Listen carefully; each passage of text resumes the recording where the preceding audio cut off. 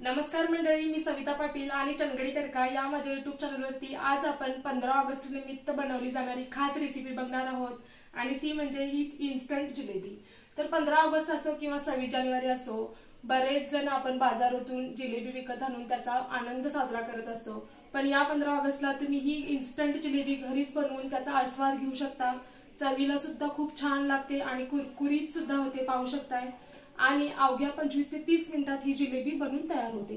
चला तर मग झटपट 15 ऑगस्ट निमित्त ही इन्स्टंट अशी कुरकुरीत आणि छान गोड अशी जिलेबी घरीच बनवा। तर मग वेळ न लावता छान गोड आणि कुरकुरीत अशा रेसिपीला सुरुवात करूया। तर जिलेबी बनवण्यासाठी सगळ्यात आधी आपण याच्यासाठी जो साखरेचा पाक लागणार आहे तो बनवून घेणार आहोत। त्यासाठी ते एक भांड घेतलेलं आहे, त्याच्यामध्ये मोठ्या कपाने 1.5 कप साखर घेतलेली आहे आणि त्याच कपाने आपल्याला पाणी घ्यायचं आहे। तर साखरेच्या निम्म याच्यामध्ये पाणी टाकायचं आहे। तर 1.5 कप साखरेसाठी मी 1.25 कप पाणी याच्यामध्ये टाकलेलं आहे। तर एक तारी पाक बनवायचा आहे, साखरेच्या निम्मच पाणी वापरायचं आहे। भांड गॅसवरती ठेवायचं आहे, त्याच्यामध्ये 2 वेलदोडे सुद्धा सोलून टाकायचे आहेत। वेलची पावडर तुम्ही टाकली तरी सुद्धा चालेल आणि थोडं केशर सुद्धा टाकायचं आहे। ह्याला उकळी येऊ द्यायची आहे। आता याच्यामध्ये आपल्याला खाण्याचा रंग टाकायचा आहे, पिवळा किंवा केशरी तुम्हाला जो आवडत असेल तो टाकू शकता। इथे मी पिवळा खाण्याचा रंग टाकलेला आहे। मध्ये मध्ये हा पाक आपल्याला चेक करायचा आहे। तर एक 8 ते 10 मिनिटांमध्ये आपला हा पाक जो आहे ते तयार होतो। अशा प्रकारे बोटाने तुम्ही मध्ये मध्ये चेक करत राहा, म्हणजे तुम्हाला समजून जाईल। तर इथे एक 8 ते 10 मिनिट हा पाक मी उकळून घेतलेला आणि पाहू शकता एक तार आपली दिसतच असेल बोटाच्या मध्ये। अशा प्रकारे हा आपला जिलेबीचा पाक जो आहे तो तयार आहे। मी भांड उतरून बाजूला ठेवलेला आहे। त्याच्यानंतर एक बाउल घेतलेला आहे। तर इथं आपल्याला मैदा घ्यायचा आहे, 1 मोठा कप मैदा घेतलेला आहे। त्याच्यानंतर आता आपल्याला याच्यामध्ये इनो टाकायचा आहे। तर इन्स्टंट जिलेबी आहे त्यासाठी इथे आपल्याला इनो वापरायचा आहे।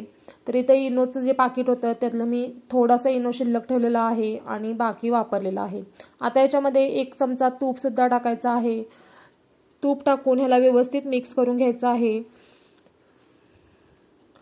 तर तुम्ही चमच्याने मिक्स करू शकता किंवा हाताने सुद्धा करू शकता। मी इथं हातानेच ह्याला थोडंफार अशा प्रकारे मिक्स करून घेतलेलं आहे।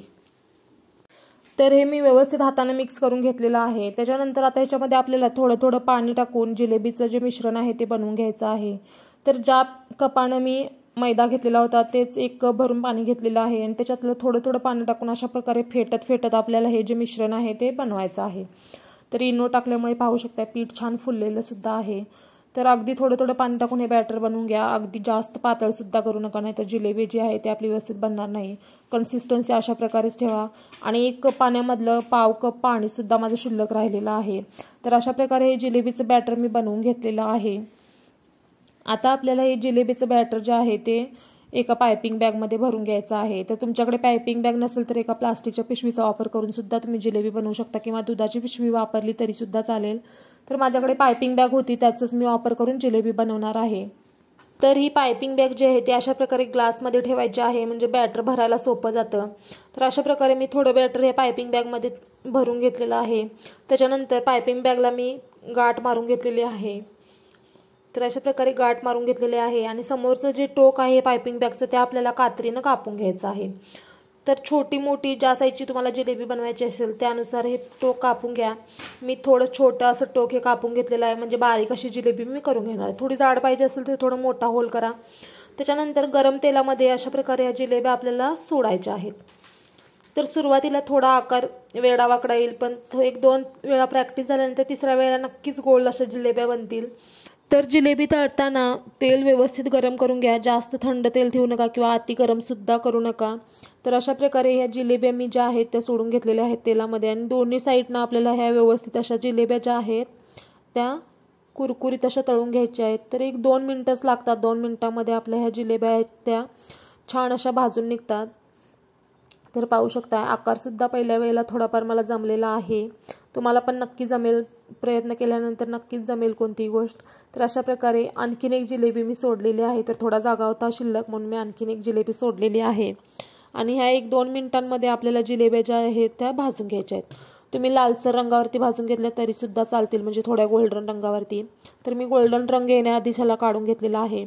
तर जिलेबी आपल्या काढल्या ज्या आहेत त्या पाकात टाकायच्या आहेत आणि पाक आपला थोडाफार गरम असला तर जिलेब्या ज्या आहेत तो पाक पटकन शोषून घेतात। तर इथे मी जिलेब्या ज्या काढलेल्या आहेत त्या पटकन या पाकामध्ये टाकलेल्या आहेत तर जिलेबी गरम गरम तेलातून काढल्या काढल्या पाकात टाका, तरच जिलेबी छान असा पाक शोषून घेते आणि आतपर्यंत तो पाक जो आहे तो मुरतो।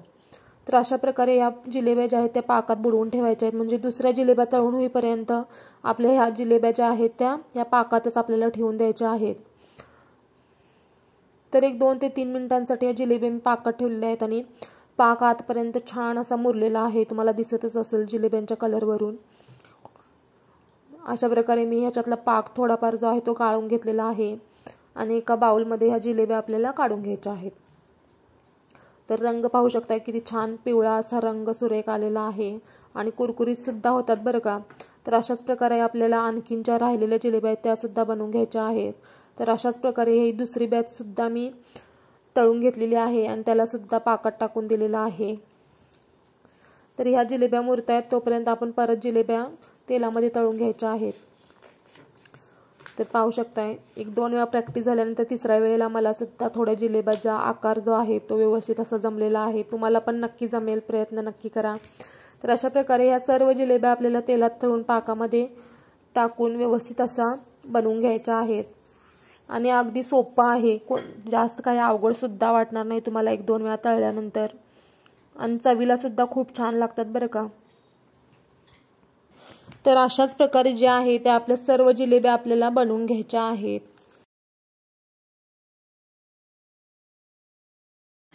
तर अशा प्रकारे इन्स्टंट अशा अवघ्या 25 ते 30 मिनिटात बनवून तयार होणाऱ्या छान कुरकुरीत आणि गोड अशा जिलेब्या आपल्या तयार झालेल्या आहेत। तुम्ही नक्की ट्राय करून बघा, ही रेसिपी तुम्हाला नक्कीच आवडेल आणि आवडल्यास मला कमेंट्समध्ये नक्की कळवा कशी झालेली होती। त्याचबरोबर माझ्या चॅनलला लाईक करा, शेअर करा आणि हो, माझ्या अशाच नवनवीन आणि छान छान रेसिपीचे नोटिफिकेशन तुमच्या यूट्यूबवरती मिळवण्यासाठी चॅनलला सबस्क्राईब सुद्धा करा बरं का। चला तर मग पुन्हा भेटूयात एका नवीन रेसिपीसह एका नवीन एपिसोडमध्ये। तोपर्यंत धन्यवाद।